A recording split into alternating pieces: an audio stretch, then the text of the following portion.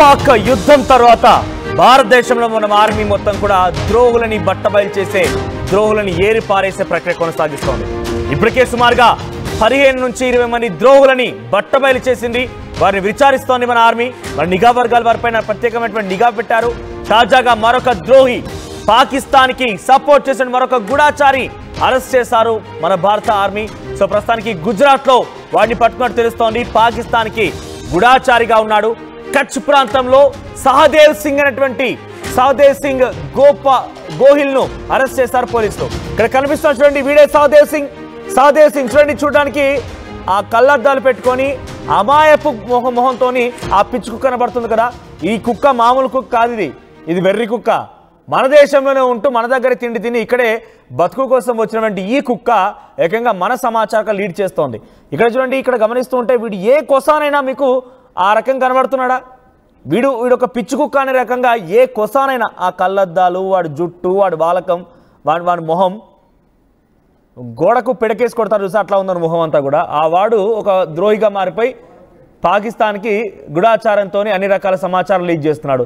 మొన్నటికి మన జ్యోతి మల్హోత్రా కూడా మనం చూసాం కదా. ఆమె చూస్తే ఏమాత్రం కూడా మన సమాచారం లీక్ చేస్తుందని చెప్పి అనుకోలేం. చూడడానికి మొత్తం హొయ్యలు పలుకుతూ వల విసురుతూ తన హావభావాలు, తన వేషాధారణ, తన బట్టలు, ఒక అమ్మాయిగా సగం బట్టలతో ఇష్టం వచ్చినట్టుగా ఎక్స్పోజింగ్లు చేసేసి వీడియోలు చేసి సబ్స్క్రైబర్ని సంపాదించి అటుపిమ్మట పాకిస్తాన్కి వెళ్ళిపోయి పాకిస్తాన్ ఉన్నటువంటి అధికారులను కలిసి ఇక్కడ ఢిల్లీలో ఉన్నటువంటి పాక్ హై కమిషన్ అధికారి డానిష్తో సంబంధం పెట్టుకొని అటు నుంచి అక్కడికి పాకిస్తాన్ వెళ్ళిపోయి పాకిస్తాన్ ఉన్నటువంటి అధికారులతో కూడా కలిసి ఏకంగా ట్రిప్పులకు వెళ్ళింది, టూర్లకు వెళ్ళింది, హనీమూన్ ఎంజాయ్ చేసింది. సో వీళ్ళిద్దరి వాళ్ళకం చూస్తే నిజంగా వీళ్ళని ఎలా చేయాలంటే సౌదీలో కొన్ని చట్టాలు ఉంటాయి, మనం బేసిక్గా చదువుతూ ఉంటాం, ప్రత్యక్షంగా మనం ఎప్పుడు చూడలేదు కానీ. సో దాంట్లో ఏముంటుందంటే ఏదైనా అత్యాచార ఘటనలో ఒక నిందితుడు కనుక పట్టుబడితే వాడి నడి రోడ్డు పైన ముక్కలుగా ఖండాలుగా కట్ చేసి ఏకంగా తలా ముండం వేరు చేసి బహిరంగ రోడ్డు పైన శిక్షిస్తారట. అటువంటి శిక్ష వేయాలి. ఇప్పటివరకు సుమారుగా 15 మంది పట్టుకున్నారన్నారు కదా. దీంట్లో వీడు ఒక మెంబర్గా ఉన్నాడు. ఇండియన్ నేవీ BSFకి సంబంధించిన సమాచారాన్ని అటు లీక్ చేశారట ఈ విధవ. సహదేవ్ కచ్లోని దయాపర్లో హెల్త్ వర్కర్గా పనిచేస్తున్నాడట. అయితే అదితి భరద్వాజ్ అనే మహిళ పేరుతో సహదేవ్ను ట్రాప్ చేశారట పాకిస్తానీ హ్యాండ్లర్లు. వింటున్నారు కదా, ట్రాప్ చేశారట. మరి ఈ సమాచారం దొరికింది. వీడో ప్రబుద్ధుడు, వీడో పెద్ద సెలబ్రిటీ, మరి వీడిని ట్రాప్ చేస్తే సమాచారం వచ్చిందనుకున్నారా? వీడే ఏదో ప్రయత్నం చేసి ఉంటాడు, డబ్బు కావాలి. సామాన్యమైన హెల్త్ వర్కర్గా ఉన్నాడు, డబ్బు కావాలి. ఆ ప్రాంతంలో ఇండో-పాక్ బార్డర్ వెంట పెద్ద ఎత్తున ఇటువంటి కార్యకలాపాలు జరుగుతూ ఉంటాయి కాబట్టి ఏదో ఒక రకమైన డబ్బు సంపాదించవచ్చని ఆలోచనతో వాళ్ళకి కొంత మెసేజ్కు రిప్లై ఇచ్చాడు. ఆ తర్వాత 40,000 రూపాయలు తీసుకున్నాడు. ఓరు దుర్మార్గుడా, మా సబ్స్క్రైబర్ చూసిన వాళ్ళు మనిషి రూపాయి ఇచ్చినా కూడా నీకు 1,00,000 రూపాయలు అవుతాయి బాబు. 40,000 రూపాయల కోసం మన భారత ఆర్మీకి సంబంధించిన సమాచారం లీక్ చేశాడా? మీరు చెప్పండి, వీళ్ళు ఎలా శిక్షించాలనేది. 40,000 రూపాయలు తీసుకొని మన భారతదేశాన్ని మొత్తాన్ని కూడా పణంగా పెట్టాడు పాకిస్తాన్ దగ్గర. మన ఆర్మీ సమాచారం లీక్ చేశాడు. ఎటువంటి దుర్మార్గులను ఏ రకంగా శిక్షించాలో మీరు కామెంట్ చేయండి. ఒకసారి నేను క్లియర్గా జ్యోతి మల్హోత్రా, తర్వాత దేవేందర్ సింగ్, నుమాన్ లాహి, అర్మాన్ ఈ పేర్లు చెప్తా. ఈ పేర్లకు సంబంధించి వాళ్ళు ఏం చేస్తూ ఉండేవారు, ఏ రకంగా ప్రయత్నం చేశారు, మన సమాచారాన్ని ఎలా లీక్ చేశారని మీకు చూపించే ప్రయత్నం చేస్తా. సో ఇక్కడ జ్యోతి మల్హోత్రా మీకు కింద కనిపిస్తున్న ఫొటోస్ చాలా పాపులర్ అయింది. ఇండో పాకిస్తాన్ యుద్ధం తర్వాత మన వ్యోమికా సింగ్, సోఫియా ఖురేషి, సారీ నన్ను క్షమించండి దయచేసి, ఐ అపాలజైజ్, వాళ్ళు యుద్ధంలో పాల్గొని యుద్ధాన్ని లీడ్ చేసిన పర్సన్స్గా వాళ్ళు ఒక వీర వనితలుగా మన భావి భారతదేశానికి ఒక దిశానిర్దేశం చేసిన మహిళలుగా ఎంత ఫేమస్ అయ్యారో తెలియదు. కానీ ఈ దుర్మార్గురాలు, ఈ నరరూప రాక్షసురాలు, ఈ కీచకురాలు, ఈ నయవంచకురాలు ఎంత ఫేమస్ అయిందనంటే ఇప్పుడు ఎక్కడ చూసినా కూడా ఈమె పేరు చెప్తే అందరూ గుర్తుపట్టేస్తున్నారు. అంటే దుర్మార్గులకే ఇంత పాపులారిటీ. తన పాపులారిటీ రావడానికి ఒక కారణం ఏంటంటే తన యొక్క వేషధారణ, తన బట్టలు, తన బలపు వల, తన హొయ్యలు ఇవన్నీ కూడా ఒక కారణంగా ఉండొచ్చు బహుశా. సో జ్యోతి మల్హోత్రా ఒక యూట్యూబ్ బ్లాగర్గా రంగంలోకి దిగి అక్కడి నుంచి హర్యానాలోని హిసార్ ప్రాంతం తనది. డానిష్ అనేటువంటి పాక్ హై కమిషనర్తో ఫస్ట్గా ఫ్రెండ్షిప్ ఏర్పాటు చేసుకొని వారితో అనేక రకాలుగా తిరిగి తాగి తందనాలాడి ఆ తర్వాత అక్కడి నుంచి పాకిస్తాన్ వెళ్ళడం కోసం వాడే వీసా పాస్పోర్ట్ అరేంజ్ చేస్తే ఆ పాస్పోర్ట్ మీద వీసాల మీద అక్కడికి పాకిస్తాన్ వెళ్ళిపోయి పాకిస్తాన్ అధికారులతో కూడా ఇక్కడ వీడే కలిపాడు. అలీ హసన్, తర్వాత ఇంకొద్దరు పేర్లు ఉన్నాయి. సో అలీ హసన్తో పాటుగా ఇంకో ఇద్దరు అధికారులతో కలిసి తను కంప్లీట్గా ఒక హనీమూన్ ట్రిప్ కోసం వెళ్ళిపోయింది.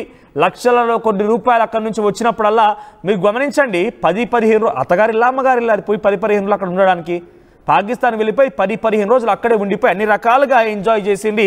అక్కడ ఏకంగా అక్కడ ముఖ్యమంత్రి కూడా కలిసింది. పాకిస్తాన్లోని పంజాబ్ ప్రావిన్స్ ముఖ్యమంత్రి నవాజ్ షరీఫ్ కుమార్తె మరియాం షరీఫ్ని కలిసి తనతో సెల్ఫీ దిగుతూ అక్కడ కూడా తనతో కూడా రీల్స్ చేసింది. ఆఖరికి వస్తే తనతో కూడా రీల్స్ చేసింది. అది అమ్మగారిలో కాదు కదా పోయి అక్కడ రోజు తరబడి అక్కడ ఉండడానికి. చూడండి ఆ రకంగా స్వేచ్ఛగా తిరగలిగింది. తర్వాత ఒక లెటర్తో లీక్ అయింది. దాంట్లో చూస్తుంటే I have received very much love from Lahore అట.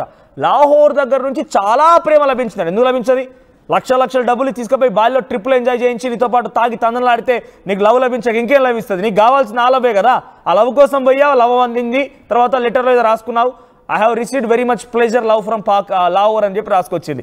తర్వాత ఇంకో విషయం ఏం రాసుకొచ్చింది తన లెటర్లో అంటే, ఇవన్నీ కూడా తన విచారణలో బయటపడ్డ అంశాలు. తన లెటర్లో ఇంకే అంశం ఉందనంటే, పాకిస్తాన్కి భారత్కి మధ్య ఎప్పటికీ రాకపోకలు ఉండేందుకు దయచేసి రిక్వెస్ట్ పాకిస్తాన్ గవర్నమెంట్ ఎప్పటికీ రాకపోకలు ఇంకా మాకు కొనసాగించే విధంగా ఫ్రీడమ్ ఇచ్చేయండి, మేము తరచుగా వస్తూనే ఉంటామని చెప్పి ఏదో రిక్వెస్ట్గా కూడా లెటర్ పెట్టడానికి ఆలోచన చేసిందట. 10 రోజులు ఉందట అక్కడ సబ్స్క్రైబర్ల నుంచి అక్కడ ఉన్నటువంటి ప్రజల నుంచి చాలా లవ్ వచ్చిందని చెప్పి జ్యోతి మల్హోత్రా చెప్పుకొచ్చింది. ఆ తర్వాత దేవేంద్ర సింగ్, వీడు కూడా హర్యానా రాష్ట్రానికి సంబంధించిన వాడే, ఒక విద్యార్థి, ఎంఏ పొలిటికల్ సైన్స్ చదువుతున్నాడు, కల్సా అనేటువంటి ఒక కాలేజీలో చదువుతున్నాడు. వాడేకంగా ఒక పిస్టోల్తో ఉన్న ఫోటోని సోషల్ మీడియాలో షేర్ చేయడం ద్వారా వాడి బండారం బయటపడింది. సో వీడు 2024 నుంచి సుమారుగా 2 సార్లు పోయినట్టు. ఏకంగా జ్యోతి మల్హోత్రా అయితే నాన్ స్టాప్ తనిక పుట్టింట్లో అత్తవారింట్లో ఆయనేమని అనగానే మాటికి అమ్మగారింటికి వెళ్ళిపోయినట్టుగా ఇక్కడ ఏమైనా సంఘటన జరగానే మాటికి వెళ్ళిపోయాడు. ఏకంగా తన తండ్రి చెప్పాడు ఈ మాట. చీటికి మాటికి ఢిల్లీ పోతుండే, ఢిల్లీ నుంచి పాకిస్తాన్ పోయేది, పాకిస్తాన్లో ఎవరితో పోయింది, అక్కడ ఏం చేసింది మాకేం తెలియదు అని చెప్పి తన తండ్రి చాలా మీడియా సంస్థలతో మాట్లాడుకొచ్చిన మాటలు ఉన్నాయి.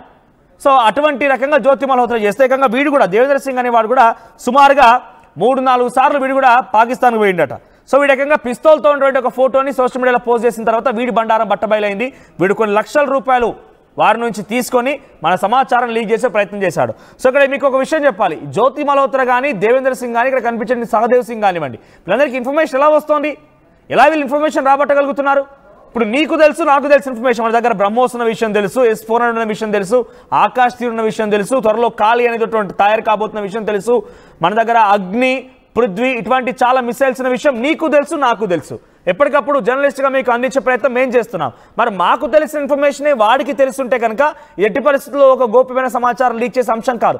వాడికి ఇంకేదో తెలిసి ఉండాలి, ఆర్మీ లోపల జరిగేటువంటి విషయాలు ఏదో తెలిసి ఉండాలి. ఆయనకి అది తెలుస్తున్నాయి, ఈ దుర్మార్గురాలకి ఆ నరహంతకుడికి తెలుస్తున్నాయి అవన్నీ విషయాలంటే లోపల కూడా ఆర్మీలో ఎవరో ఒకరు వీళ్ళకి ఇన్ఫర్మేషన్ ఇస్తున్నవారు ఉండాలి. ఇది డెఫినెట్గా ఒక అనుమానంగా మనం చూడాల్సిందే. మీరు అనొచ్చు, మీరు ఏకంగా ఇండియన్ ఆర్మీని శంకిస్తున్నారని. ఇండియన్ ఆర్మీ మొత్తాన్ని కాదు శంకించేది, ఇండియన్ ఆర్మీలో ఎవరో ఒకరు తులసి వనంలో గంజాయి మొక్కలాగా ఎవడో ఒకడు ఉంటాడు కదా. సో అటువంటి వాడు ఎవడో ఒకడు వీళ్ళకి ఇన్ఫర్మేషన్ ఇస్తూ ఉండాలి, వీళ్ళు దాన్ని అక్కడ అమ్ముకుంటూ ఉండాలి.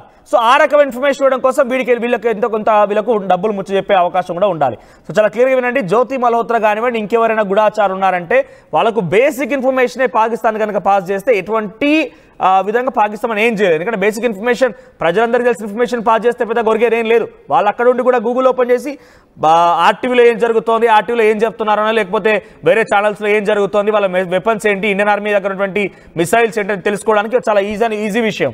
కానీ మనకు తెలియని ఏదైనా సమాచారాన్ని వీళ్ళు లీక్ చేస్తున్నారంటే లోపల ఉన్నటువంటి ఆర్మీ పర్సనల్ ఎవరో ఒకరు కూడా వీళ్ళకి ఆ సమాచారాన్ని ఇచ్చే ఉండాలి. తర్వాత నుమాన్ లాహి వీడైతే ఏకంగా తన ఆర్థిక స్థితిగతులు బాగాలేక ఉత్తరప్రదేశ్ వాసి హర్యానాలో ఒక దగ్గర సెక్యూరిటీ గార్డ్ ఉద్యోగం చేస్తుండగా వానికి అయినటువంటి పరిచయం కారణంగా వాడు కూడా ఇక్కడ ఆర్మీ పర్సనల్ ఇన్ఫర్మేషన్ మొత్తం కూడా పాస్ చేయడం. ఎట్లా అంటే ఆర్మీ బేస్ దగ్గర వెళ్ళిపోయి ఒక ఫోటో తీయడం, ఆ ఫోటోని వాళ్ళకి షేర్ చేయడం.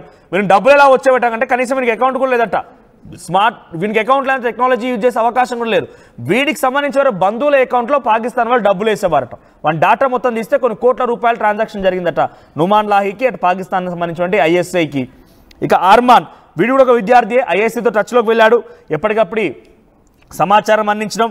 తర్వాత తారిఫ్ షహజాద్ అనేవాడైతే ఏకంగా ఉత్తరప్రదేశ్ రాష్ట్రానికి సంబంధించిన ఒక బిజినెస్ మ్యాన్ అనగానే ఏదో పెద్దగా వాడు కోటాను కోట్ల రూపాయల అధిపతి అనేం కాదు. వాడొక చిన్న స్మగ్లర్, కాస్మెటిక్స్ చిన్న చిన్న లెదర్ బ్యాగ్స్ ఇవన్నీ స్మగ్లింగ్ చేస్తూ వెళ్తూ వచ్చేవాడు. సో వాడేం చేస్తారంటే ఇక్కడ జ్యోతి మల్హోత్రాకి షాజాద్కి మధ్య పరిచయం కూడా ఉంది. ఇక్కడ మీరు హైలైట్ ట్విస్ట్ వినండి, కొంత గమనించండి దయచేసి.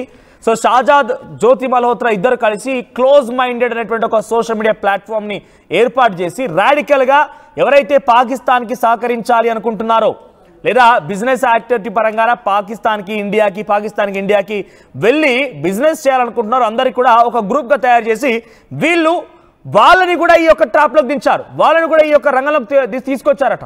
జ్యోతి మల్హోత్రా చేసిన పన్నాగం వల్ల సుమారుగా 40 మంది యువకులు కూడా ఈ ట్రాప్లో పడిపోయారు. పాకిస్తాన్ ఇన్ఫర్మేషన్ ఇవ్వడం కోసం, డబ్బులు తీసుకోవడం కోసం ఈ రకంగా ప్రయత్నాలు చేస్తూ ఉండేవారు. సో వీళ్ళకు కూడా డానిష్ అనే వ్యక్తి వీసా సమకూర్చి, డానిష్ గాడే జ్యోతి మల్హోత్రాకి డానిషే వీసాలు సమకూర్చింది, అటు షాజాద్ కూడా వాడే వీసా సమకూర్చింది, ఇద్దరికి వీసా సమకూర్చింది డానిషే. సో ఇక్కడ కనిపిస్తున్న చూడండి, పైన ఫోటోలో కనబడుతుంది కదా, ఆ రైట్ సైడ్లో కనిపించే వాడు డానిష్. వాడు పాక్ హై కమిషన్కి సంబంధించినటువంటి అధికారి. అంటే మన భారతదేశంలో ఢిల్లీలో ఉన్నటువంటి పాకిస్తాన్ హై కమిషన్ దౌత్యపరమైనటువంటి కమిషన్ ఉంటుంది కదా, అంటే ఇరు దేశాల మధ్య సఖ్యత కానివ్వండి, ట్రేడ్ బిజినెస్ కానివ్వండి, ఇతరత్ర అన్ని అంశాలకు సంబంధించి ప్రతి చోట దేశ రాజధానుల్లో మన ఇండియాకు సంబంధించి దౌత్యవేత్తలు కూడా అక్కడ పాకిస్తాన్లో కానీ ఇతరత్ర దేశాల్లో ఉండే అవకాశం ఉంది. సో అటువంటి అధికారం కూడా వీడు ఏం చేశారంటే ఏకంగా జ్యోతి మల్హోత్రాకి ఆ షాజాద్కి వీసాలు ఏర్పాటు చేసి వీళ్ళ ద్వారా క్లోజ్ మైండ్ అనేటువంటి గ్రూప్స్ ఏర్పాటు చేసి అక్కడ నుంచి పాకిస్తాన్కి రాకపోకల కోసం వీడే మొత్తం పూర్తిగా పన్నాగం పన్నింది. తర్వాత మహమ్మద్ ముర్తాజ్ అలీ, వీడైతే ఏకంగా ఒక ఐటీ టెక్కీ, చాలా నాలెడ్జ్, నిజంగా చెప్తున్నాను, ఒక ఇంత నాలెడ్జ్ పరుడు భారతదేశానికి సహకరించి ఏదో రకంగా ఉద్యోగం చేసో లేకుంటే 4 ఉద్యోగాలు క్రియేట్ చేయాలి. కానీ వీళ్ళంటే ఒక దుర్మార్గుడు ఏకంగా పాకిస్తాన్ సహకరించాడు. ఏం చేశాడు తెలుసా, ఏకంగా ఈ మహమ్మద్ ముర్తాజ్ అలీ అనేవాడు ఒక అప్లికేషన్ తయారు చేసి, ఈ అప్లికేషన్ ఎన్క్రిప్టెడ్ వాట్సాప్ లాంటిదే, కేవలం అక్కడ రిసీవర్, పాకిస్తాన్లో ఉన్నటువంటి రిసీవర్ నుంచి ఇక్కడ పంపించే వ్యక్తి దాకా ఈ ట్రాన్స్మిటర్ వరకు ఈ ఇద్దరి మధ్య ఎటువంటి ఇన్ఫర్మేషన్ లీక్ కాదు, ఈ ఇద్దరి మధ్య అప్లికేషన్ ఉంటుంది. ఒక ప్రత్యేక అప్లికేషన్ రూపొందించాడు భారత్ సమాచారాన్ని లీక్ చేయడం కోసం. తర్వాత సుఖ్ప్రీత్ సింగ్, కరణ్బీర్ సింగ్, ఫలేష్కర్, సూరజ్, వీళ్ళందరూ పోగా ఇప్పుడు తెర మీదకి వచ్చిన పేరే ఈ సహదేవ్ సింగ్. వీళ్ళు కొత్త ఏం గారు, ఇంకా ఉన్నారు. నేను అందుకే మళ్ళీ చెప్తున్నా, రిక్వెస్ట్ ఎవ్రీవన్, దయచేసి స్లీపర్ సెల్స్ని గమనించండి. మన తెలుగు రాష్ట్రాల్లో కూడా ఉన్నారు. సిరాజ్ ఉర్ రెహమాన్, వాడు విజయనగరానికి సంబంధించిన ఒక వ్యక్తి, బీటెక్ చదవాలనుకున్నాడట. బీటెక్ చదివిన తర్వాత తండ్రి ఒక సామాన్యమైన కుటుంబం, ఏకంగా తన తండ్రి ఒక కానిస్టేబుల్, అన్న ఒక ఏఎస్ఐ అట. ఎవరు, సిరాజ్ ఫ్యామిలీకి సంబంధించి. వాడు ఏకంగా బీటెక్ పూర్తయిన తర్వాత గ్రూప్ 1 ఆఫీసర్గా అవ్వాలని చెప్పి ఆశయంతో ముందుకు వెళ్ళాడు, ఎస్ఐ కావాలని ఆశయంతో ముందుకు వెళ్ళాడు, రెండిట్లో విఫలమయ్యాడు. ఆ తర్వాత హైదరాబాద్, సికింద్రాబాద్ వాసినటువంటి సమీర్తో పరిచయం ఏర్పడింది. ఇద్దరు కలిసి ఒకే రూమ్లో ఉంటూ గవర్నమెంట్ ఎగ్జామ్స్ ప్రిపేర్ అవుతూ మెల్లమెల్లిగా రాడికల్స్ వైపుగా వెళ్ళడం ప్రారంభించారు. ఈ రాడికల్ విధానం వైపు వెళ్ళేటువంటి క్రమంలో ముంబైలో కొన్ని మీటింగ్స్కి అటెండ్ అయ్యారు. ఆ తర్వాత గుజరాత్లో కొన్ని మీటింగ్స్ అటెండ్ అయ్యారు. ఎటువంటి మీటింగ్స్ ఇవన్నీ కూడా ఈ రాడికల్ ఆలోచనలు తీసుకొచ్చేటువంటి మీటింగ్స్. ఎలా ఉంటాయంటే ఇవన్నీ కూడా ఒక మతానికి సంబంధించి చెడు జరుగుతోంది, ఒక మతాన్ని ఇబ్బందులకు గురి చేస్తున్నారు, ఒక మతాన్ని కించపరుస్తున్నారు, ఒక మతం ఈ రకంగా అయిపోతుంది, ఒక మతం అలా అయిపోతుంది, మనం మొత్తం మన మతాన్ని విస్తరించాలి, ఇటువంటి ఐడియాలజీస్ ఏవైతే కొంతమంది ఏమంటారు స్పీచెస్ ఇస్తూ ఉంటారు. అటువంటి స్పీచెస్కి, అటువంటి సెమినార్లకి ఇద్దరు తరచుగా హాజరవుతుండేవారట. ఆ హాజరయ్యే క్రమంలో సయ్యద్ అనేటువంటి ఒక సౌదీ అరేబియాకి సంబంధించినటువంటి ఒక వ్యక్తితో పరిచయం అయితే ఆ వ్యక్తి వీరిద్దరి మధ్యలో ఒక అండర్స్టాండింగ్ కుదిర్చి కొన్ని గ్రూప్స్ క్రియేట్ చేశారట. ఏకంగా ఈ మందు సామాగ్రి ఏదైతే వాళ్ళు బాంబు పేలుల కోసం తెరలేపారో సిరాజ్ కానీ సమీర్ కానీ, వాళ్ళు అమెజాన్, ఫ్లిప్కార్ట్ల ద్వారా ఈ మందుగుండు సామాగ్రిని కొనుగోలు చేసే ప్రయత్నం చేశారో వాటికి డబ్బు సమకూర్చింది కూడా ఈ సౌదీలో ఉన్నవాడే. ఏకంగా వాళ్ళ బాబు ఎవరో ఓమన్ నుంచి ఈ డబ్బులు సమకూర్చాడట. నిత్యం అకౌంట్లో కొన్ని లక్షల కొద్ది రూపాయలు పడేవంట. సో ఈ విషయం తండ్రికి తెలుసా అంటే తండ్రికి తెలియదు, ఇటు తల్లికి తెలుసా అంటే తల్లికి తెలియదు, ఎవరికి కూడా తెలియదంట. కానీ ఇద్దరు మాత్రం రాడికల్గా ఉంటుంది ఆలోచనతో ఇప్పటికి నిత్యం కొనసాగుతూ ఏకంగా బ్లాస్ట్లకే తెరలేపారు. ఈరోజు చూడండి, తెలుగు రాష్ట్రాల్లో విజయవాడ బీసెంట్ కాలనీ కానివ్వండి, విజయవాడకు సంబంధించి రైల్వే స్టేషన్ కానివ్వండి, బాంబులు పెట్టామని బెదిరింపులు వస్తున్నాయి. ఎవరు చేసిన పని ఇదంతా కూడా? ఈ స్లీపర్ సెల్స్ గారా? ఎప్పుడైతే పాకిస్తాన్ కుప్పకూలిపోయిందో, పాకిస్తాన్ ఇక భారత్ని ఎదుర్కోలేము, మనం ఓడిపోయామన్నట్టుగానే వాళ్ళంతా నిశ్చయించుకొని సైలెంట్గా కూర్చున్నారు.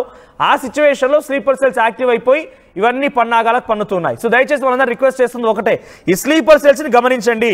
చాలా పెద్ద మొత్తంలో స్లీపర్ సెల్స్ హైదరాబాద్ లాంటి ప్రాంతాల్లో కానివ్వండి, ప్రైమ్ ఏరియాస్ ముంబై, హైదరాబాద్, అహ్మదాబాద్, తర్వాత ఢిల్లీ లాంటి ప్రాంతాల్లో ఈ ప్రైమ్ ఏరియాస్, చెన్నై అంటే హై డెన్సిటీ పాపులేషన్స్ ఉన్న ఏరియాలో చాలా తక్కువ స్పేస్లో ఎక్కువ జనాభా ఉన్నటువంటి ఏరియాస్ ఎంచుకొని వీళ్ళంతా కూడా కొన్ని దుర్మార్గాలకి, మారణహోమాలకు తెరలేపే అవకాశం ఉంది. కాబట్టి అటువంటి వారిని మనం ముందుగానే పారద్రోలాలి, వీళ్ళందరి అంతు చూడాలంటే మీరు కంట కనిపెట్టండి.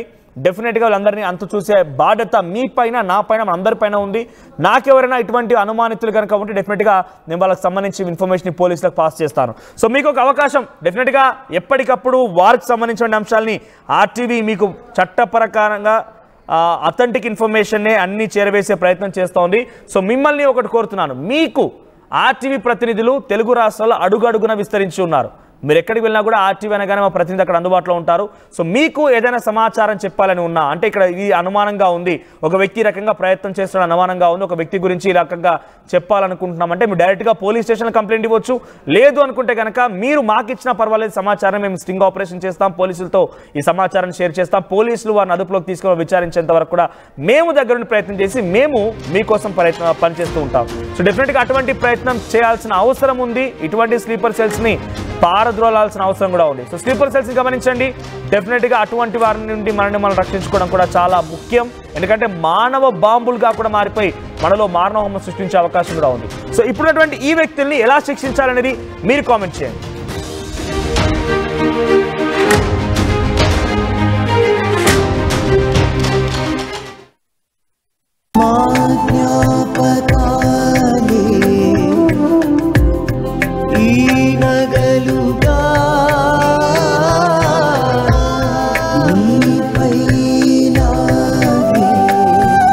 అమ్మాయి గౌరవాన్ని అమ్మలా కాపాడుతుంది.